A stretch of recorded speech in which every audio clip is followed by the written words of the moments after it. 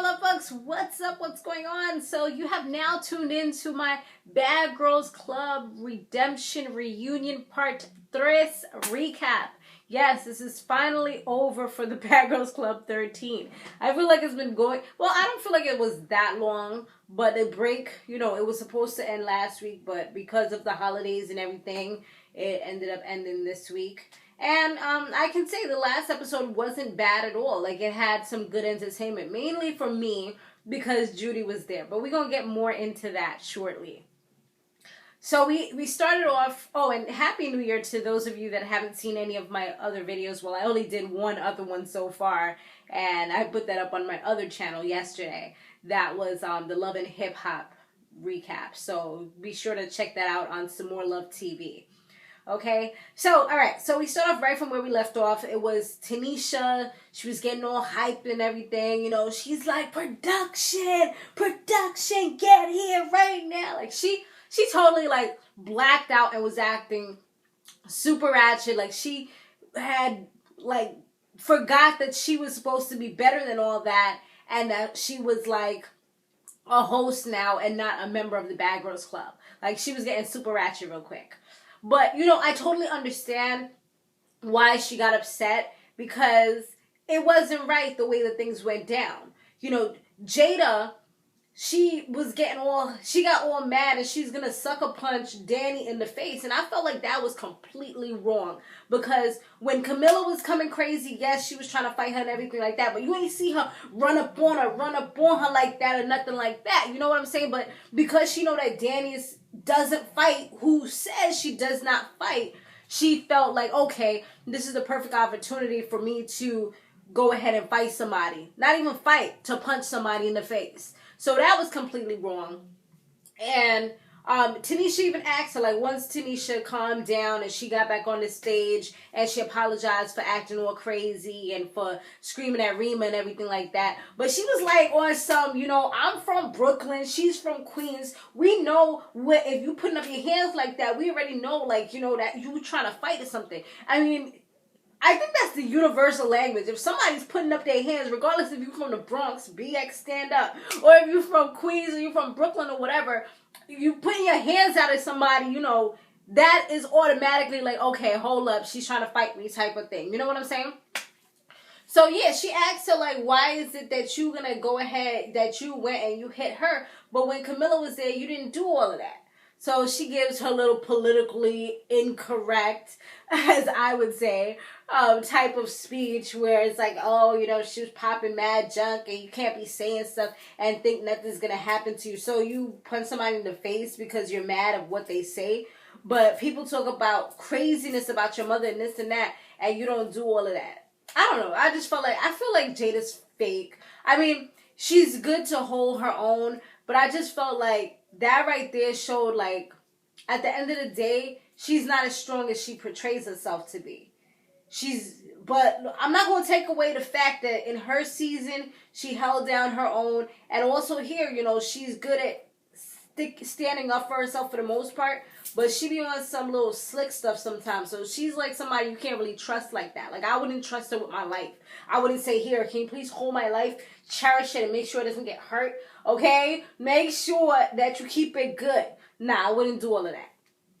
So now Jada, when she comes back, she was, like, acting real silly and everything. She was still trying to fight Camila when Camila came back on the stage. And first they was talking okay. I wouldn't even say fully civilized. But then they started taunting each other. And Jada tried to run and get Camila. And she just looked freaking ridiculous. She looked stupid. And Camila, she was just standing there on some superhero like... What you want to do? What?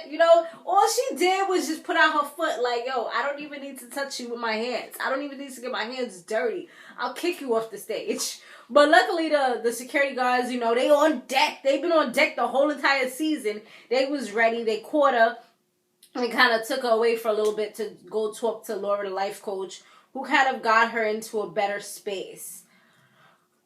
So next was my favorite, Judy Crazy. Judy Ja, Miss Judy. She came out. She has a little bit of a skinnier physique going on. And as soon as she comes out, like, and it was stupid, Rima. Like, first of all, Rima, who are you? Like, in this particular season, even in your season, you got beat up by freaking Julie. So don't come acting like you Miss Hard, Miss Tough, and nothing like that. She gonna come run up on Judy because she knows that Judy's not a fighter. Like, these girls, I feel like Jada and Rima, they good together. Because they're the type of people, just because somebody says something, you want to run up on them, but you know that those are the people that don't fight. I mean, yes, at the end of the day, you're not supposed to talk smack, whatever, but you're still not supposed to put your hands on people. I mean, yes, we're talking about the hood. We're not talking about the real world. The real world, you're not supposed to do that. But still, I'm saying, like, I feel like they weak because they know that those are the people that can't really fight back. They don't really know how to fight or anything like that. So anyway, she runs up on her, but the security guards call her, and Judy ended up like snatching that weave out her hair. And Judy's just like, yes, what? She's like, yeah, if you're going to come and try to run up on somebody, how about you make sure you have your weave in right? How about you make sure you have your weave put in properly? She was like, yo, how you get snatched by Judy though? How you get snatched by Judy? I was like, word, like, come on, Judy is not even a fighter. Like, Judy got beat up, like, bloody face in her season, and you getting beat up by her. Like, seriously, you better go sit down somewhere. She's talking about, oh, every day I see you, I'm gonna beat you up in Chi-Town. I'm like, aren't you supposed to be above? You have a child, you're supposed to be showing a positive influence and this and that.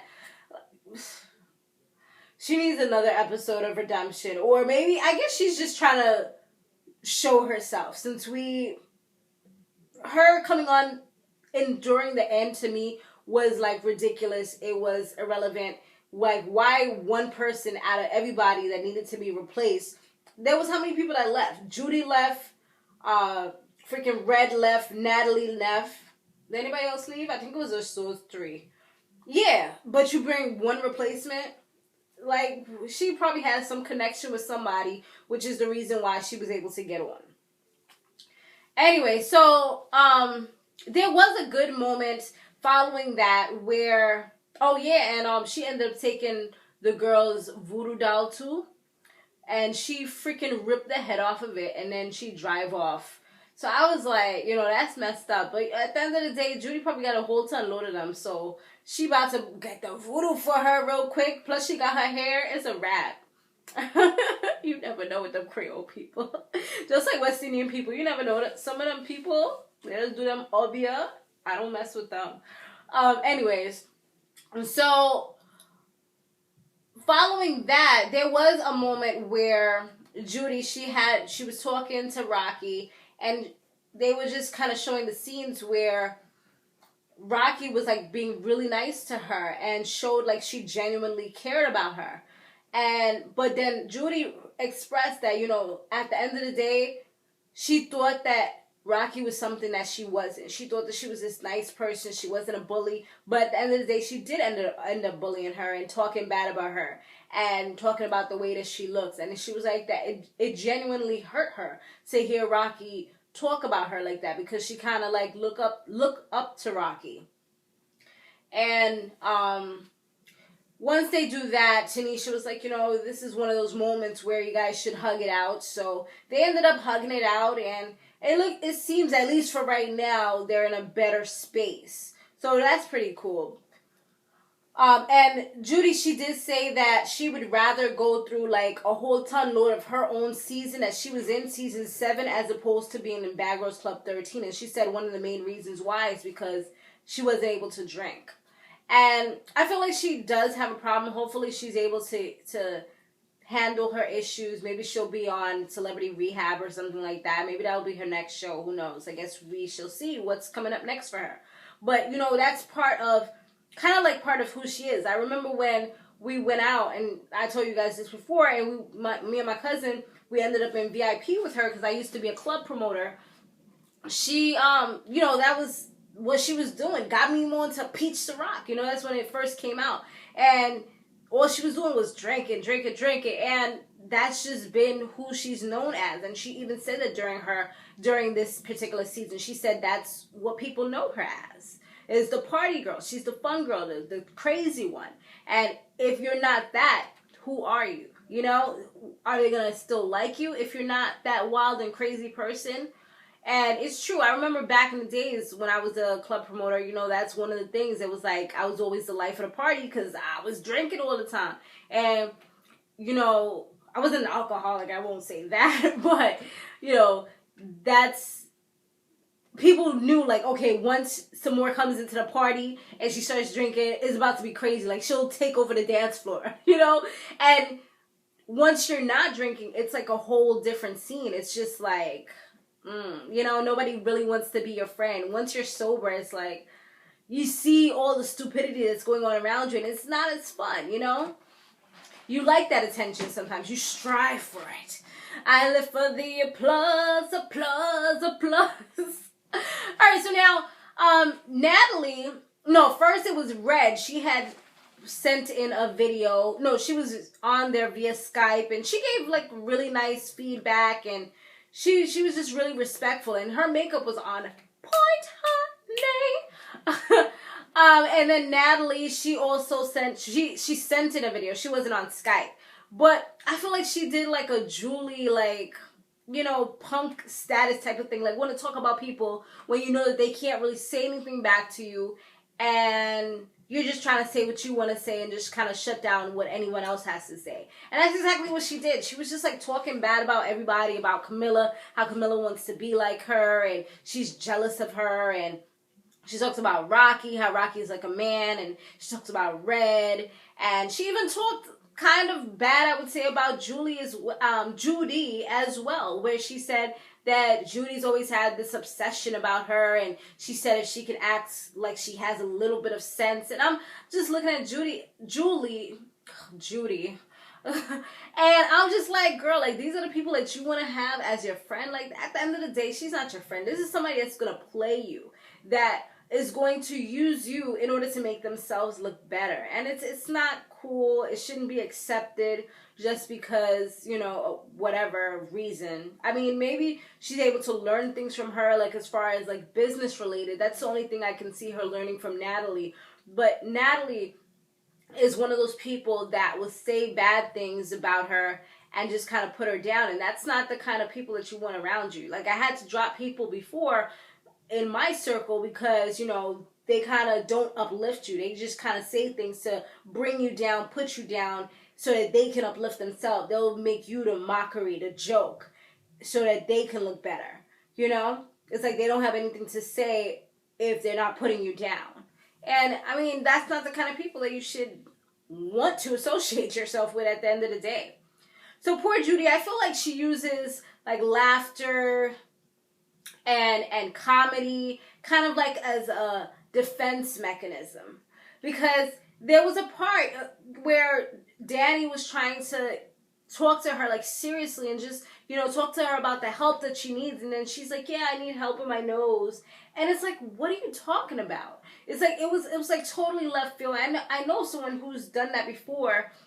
And it's just like, it pisses you off when you're trying to really, like, pour out your heart to somebody and they're just kind of like laughing, or they're just like looking away, or not really seeming like they're paying attention, or like it's getting in because they have that wall up and they don't want to allow it to get in because then they're going to feel that pain.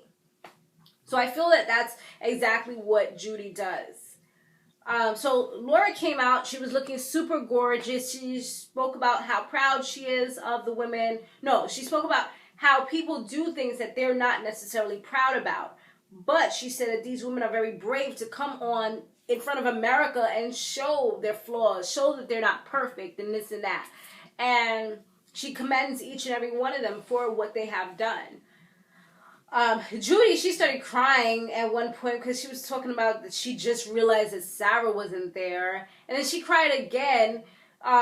She cried like 3 times, but it was like those ugly cries, like, you know, what are those where the little kids do it and you're just like, stop doing that stupid face. You know, what are those? But, then she was crying again, but this time it was actually more genuine because she said that she was the type of child that she said she had cancer when she was younger. And she said that people used to laugh at her because she lost all her hair. You know, this was a side of her that a lot of people don't know. I personally didn't know it. And it really like kind of touched me just to hear her talk candidly and to talk really from the heart and genuine. Like, this was like a genuine version of her. But I guess she feels like no one wants to hear that. No one wants to hear you talking about, oh, I'm so depressed, I'm this, I'm that, and stuff like that. She's like, yo, but like, seriously, I was on the show and I was suffering from alcoholism. Like, it's serious. Like, no one else had a disease. I had a disease. She acknowledges the fact that she has something wrong, but I think that she's still, I don't know if she's taken, you know, any actions to kind of fix what's wrong with her or not, or if she's still, because I know she's still been hosting and stuff because I have her on Instagram. She's following me there. So I don't really know if she's actually taken any actions to actually fix the problem, because if you're hosting and stuff like that, you're still in that environment. And finally, it was like Camila had like some type of she had like a little moment with Rocky. She was talking about herself and stuff that she has, like how she's grown and stuff like that, and her experiences. And then she kind of mentioned Rocky, and Laura, the life coach, she just kind of said like, wow, you know, this was your moment to shine, and you kind of shared the spotlight with Rocky. And then, of course, that was another hug out moment, and it was really nice. And then they just like started crunking, you know, crunk. How you do it like this, right? Am I doing it right, y'all? I have never crunked a day in my life. I've seen it on like America's Best Dance Crew, but me personally, I don't be in the club like, that's some LA joint. Like, what do? We do like shakes, and I don't even do that crap. I be doing some whining and stuff like that. As far as the other dances, there's a few of them that I just do, like the Dougie. That was one of them that was real popular, and the chicken noodle soup and stuff like that. But crunking, you be like, all up in your face, boo. Alright then, let me stop being silly. Thanks for watching, guys. Be sure to share this video where we like to share videos. If you haven't subscribed to this brand new channel, then make sure that you do, okay? Stay fabulous, live free, and soar limitless. I'll see you in the next one. Later.